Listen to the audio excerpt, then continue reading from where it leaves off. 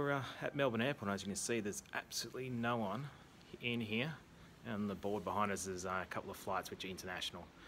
So we're doing a domestic flight today up to Brisbane, and then we have to overnight and wait until the afternoon, tomorrow afternoon, to do the one single flight from Brisbane to Sydney, take the patient into the hospital, do the handover, and head back down to Melbourne. So it's taking just over 24 hours to do what we'd normally do in a day.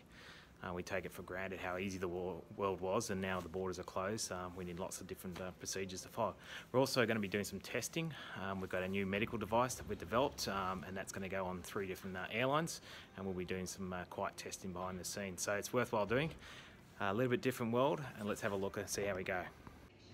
So we made it up to Brizzy, or Bris Vegas, and it's lovely and warm, thank goodness for that. Going through the airport, you have to go through a series of police and discussions about what you're doing here. You need to have an exemption, so you fill out forms. You apply for them online before you depart as well. Once you have that documentation and show some emails and correspondence, you're allowed through the border. You don't have to be self-quarantined for 14 days as per the other citizens. So anyhow, there we are, we arrived, nice and warm.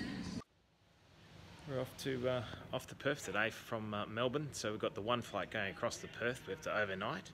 We have to clear border force in WA and the WA police, which is quite tricky, overnight. And then we've got the one flight from Perth to Sydney, and then we're going to take this client to a regional town, come back to Sydney, and then fly to Melbourne the next day. Now that flight's not confirmed, so we've also got a hire car booked as well in case we have to drive. So it's going to take 3 days, something we'd normally do in about a day. So very, very tricky times in this crazy old world of COVID.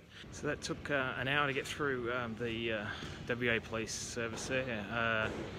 We needed to have all our paperwork signed up. We had to write more information and sign more paperwork. So basically I've got to go to the hotel, not to interact with anyone, self-isolate, straight to the hospital tomorrow, pick up, and then start the mission. So they said thank you for your service.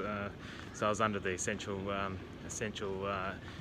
service worker, and signed off by the Deputy Director of WA Health. And that's how you get in. Very interesting.